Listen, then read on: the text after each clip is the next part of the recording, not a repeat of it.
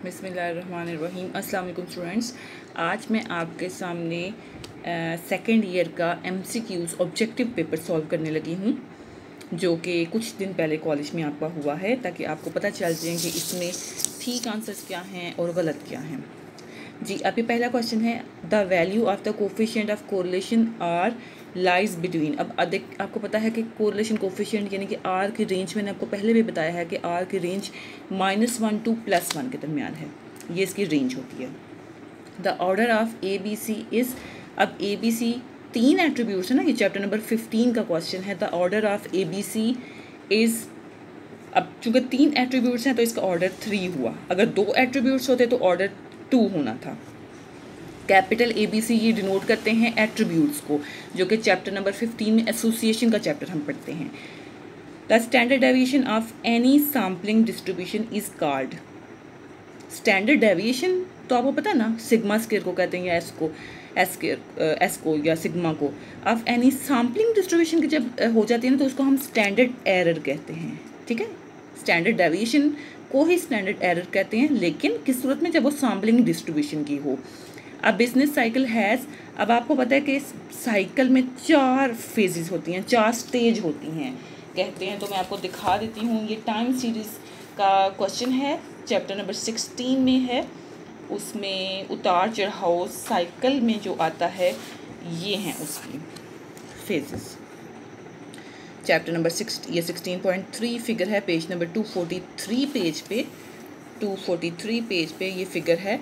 अब उसमें देखें 1 2 3 4 4 हिस्सों से गुजर के साइकिल कंप्लीट हुआ, फिर इसी पे आ गया और फिर से ये स्टार्ट हो गई। यानी कि 4 इसके हिस्से होते हैं कि इसमें मिल के ये साइकिल बना रहे हैं। तो 4 स्टेजेस हैं इसकी।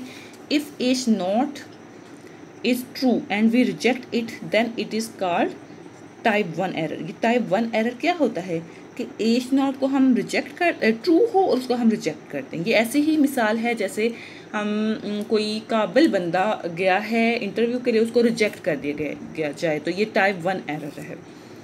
A second degree parabola has, second degree parabola कौन सा होता है जिसमें ये लिखा हो a + bx + cx स्क्वायर। इसको हम, जब स्क्वायर आ जाता है ना, इसको हम कहते हैं ये सेकेंड डिग्री पैराबोला है। इसको हम y से डिनोट कर सकते हैं।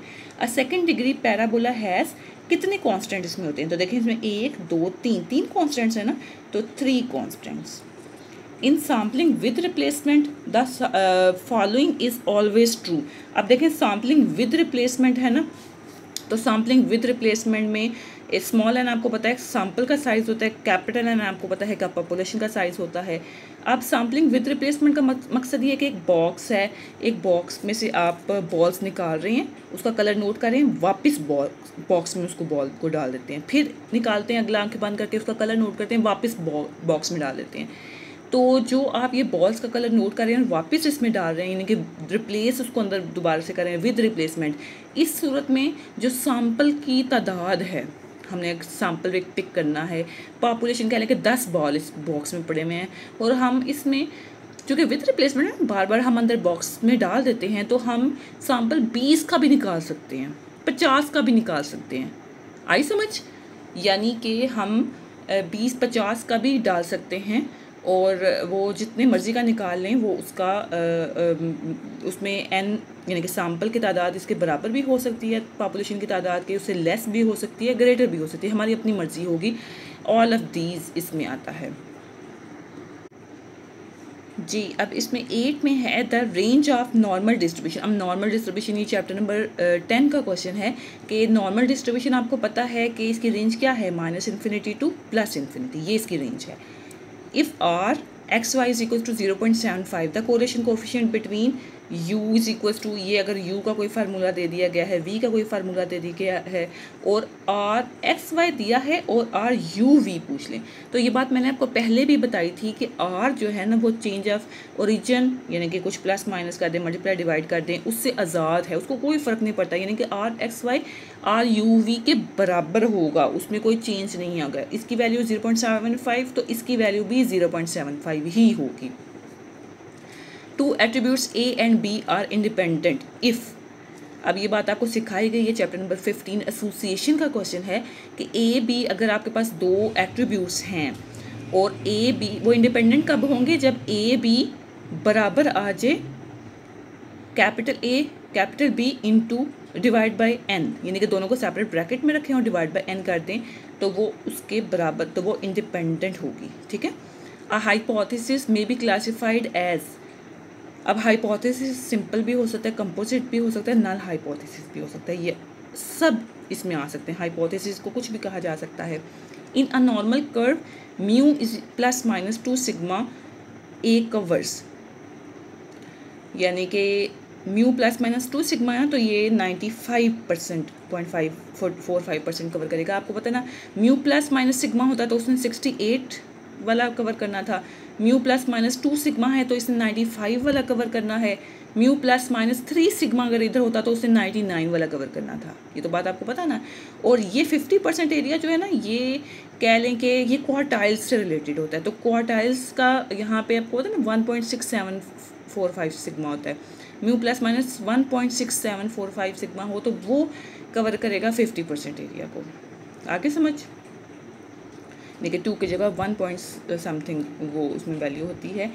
Which of the following is biased estimator. अब देखें जो एक्स बार है ना, बाइस्ड का कैसे पता चलता है? बाइस्ड का पता चलता है कि कोई एस्टिमेटर अगर तो आ जाए ना उसके पॉपुलेशन पैरामीटर के बराबर तो हम कहेंगे कि ये अनबाइस्ड है, यानी कि एक्सपेक्टेड वैल्यू ऑफ एक्स बार बराबर आ जाए म्यू के तो हम कहेंगे एक्स बार अनबाइस्ड है। एक्स बार भी अनबाइस्ड है, पी हैट भी अनबाइस्ड है, क्योंकि expected value of P hat आपको पता है बराबर पाई के होता है। ये जो एस स्क्वायर है ना, जिसके डिवाइड यानी कि स्मॉल एस स्क्वायर जिसको कहते हैं, जिसके डिवाइड में n-1 होता है, जिसके डिवाइड में n-1 हो ये स्मॉल एस स्क्वायर होता है। इसकी एक्सपेक्टेशन याद रखें हमेशा सिग्मा स्क्वायर के बराबर होती है, यानी कि ये भी अनबाइस्ड है। ये तीनों अनबाइस्ड हो गए। तो ये जो कैपिटल एस स्क्वायर है ना, जिसके डिवाइड में n होता है, n-1 नहीं होता, ये हमारे पास बाइस्ड एस्टिमेटर है, ये अकेला इसमें बाइस्ड एस्टिमेटर है। If X bar is equals to 10 and mu is equals to 12 then sampling error is equals to, यानी कि इफ़ एक्स बार 10 है और म्यू 12 है देन सैम्पलिंग एरर किसके बराबर हुआ? सैम्पलिंग एरर आपको पता है ना फार्मूला किसके बराबर होता है? एक्स बार माइनस म्यू के बराबर होता है। तो 10 minus 12 that is equals to -2। When B X Y is positive then B Y X किसके बराबर होगा? आपको मैंने ये बात पहले ही बताई है कि जो साइन बी एक्स वाई का होगा वही साइन बी वाई एक्स का होगा। वैल्यूज़ बिल्कुल डिफरेंट होंगी लेकिन साइन सेम होगा, और वही साइन आर का होगा। तो ये पॉजिटिव है तो ये भी पॉजिटिव होगा।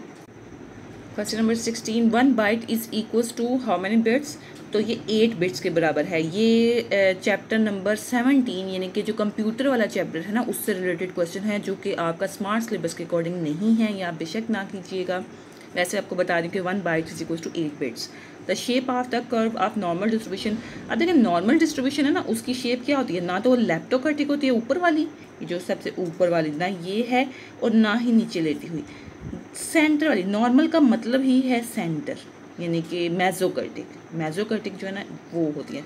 याद रखें नॉर्मल डिस्ट्रीब्यूशन में बीटा वन 0 के बराबर होता है और बीटा 2 3 के बराबर होता है। ठीक है, नॉर्मल डिस्ट्रीब्यूशन में बीटा 1 0 मतलब 0 होने का मतलब है कि डाटा स्क्यूड नहीं है, सिमेट्री है, बिल्कुल कह लेंगे दरमियान में है, दोनों उसकी टेल्स बराबर हैं।